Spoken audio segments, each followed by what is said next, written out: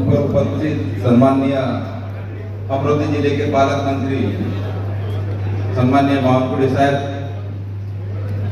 अचलपूर आमदार सम्माननीय अरुण भाऊ तायडे, मेड़घाट के आमदार सम्माननीय केवल भैया काड़े और मंच पर उपस्थित सभी गणमान्य आगे बैठे भारतीय जनता पार्टी के ज्येष्ठ श्रेष्ठ कार्यकर्ता, सभी पदाधिकारी, आगे बैठे हुए नारी शक्ति होम सुरू आहे की नाही याची माहिती मी एजीओ तहसीलदारकडून घेतली, त्याचाही मी आढावा घेतला आणि आज चिखलदरा धारणी नगरपालिकाच्या निवडणुकीमध्ये 51% मतं घेऊन महायुती जिंकेल असा निर्धार या ठिकाणी आलेल्या कार्यकर्त्यांनी केला आहे। मला विश्वास आहे की धारणी आणि मेळघाट आणि चिखलदरा या परिसरामध्ये 100% महायुती जिंकेल आणि 3 तारखेला जेव्हा निकाल लागेल तेव्हा प्रचंड बहुमताने महायुती निवडून येईल। पार्टी का अध्यक्ष इधर आओ।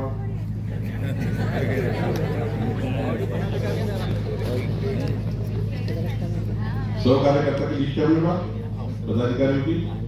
तो आप घर जाने के बाद एक काम करिए, रात को 4 घंटे बैठिए शांति से। कितना घंटे? कोई टेंशन नहीं लेना। अपनी सरकार, हाँ, टेंशन नहीं लेना, टेंशन देने का। 100 कार्यकर्ताओं को 10-10 घर बांटो। कितने हो जाएंगे?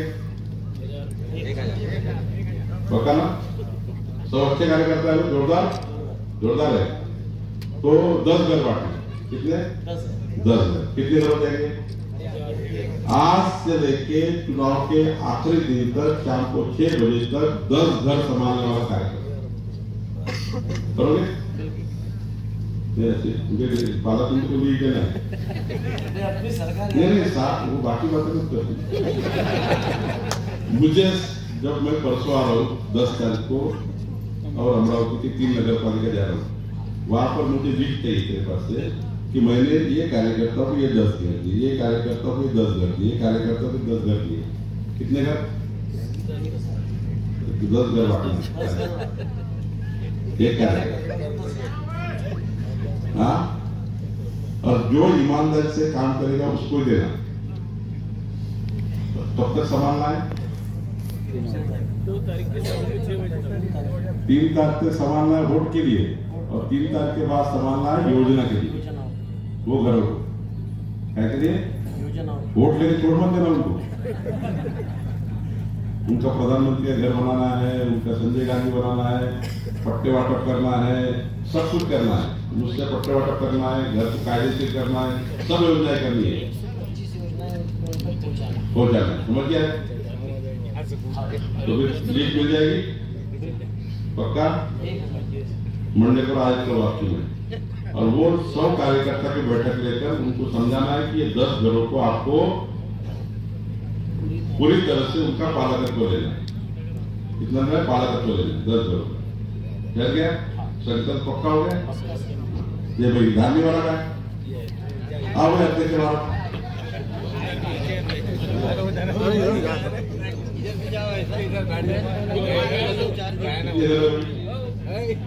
चार कार्यकर्ता कितने हाथों पर धारणी वाले किती कार्यकर्ता आपले जो एकदम पक्के हैं, जो रोज काम कर रहे थे, चालते 200 पक्के हैं। हाँ 200 में तुम्ही आले सर्व 200 गुणीला ज्यादा है तो एक काम करो 400 कार्यकर्ता निकालो। कितना? 400 नहीं 200 निकालो। 400 कितना? 200 400 में से 200 निकालो, उनको 10-10 घर बांटो। कितने घर? कितने हो जाएंगे? बस 2000 में चाहिए। 51% की लड़ाई लड़नी है। कितनी लड़ाई लड़नी है? कितनी लड़ाई लड़नी है अपने को?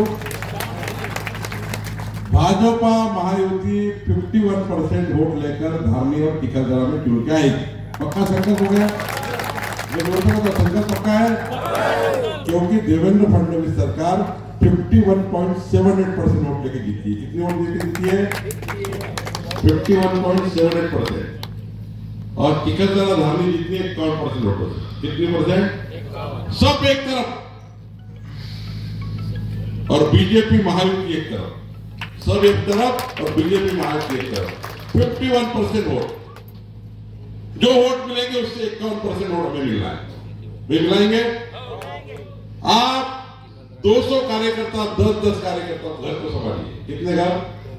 200 कार्यकर्ता, 10 घर का काम करना है। 10 घर में ही जाना रोज प्रचार। कितने 10 घर संभाल सकते हैं आप लोग? अरे भाई संभाल सकते हैं 10 घर? सब लोग हाथ पर पकड़ के बताइए, 10 घर को संभाल सकते हैं ना? आप 10 घरों को संभालिए। पूरे 5 साल आपको संभालने की जवाबदारी केवल काले और मेरी है।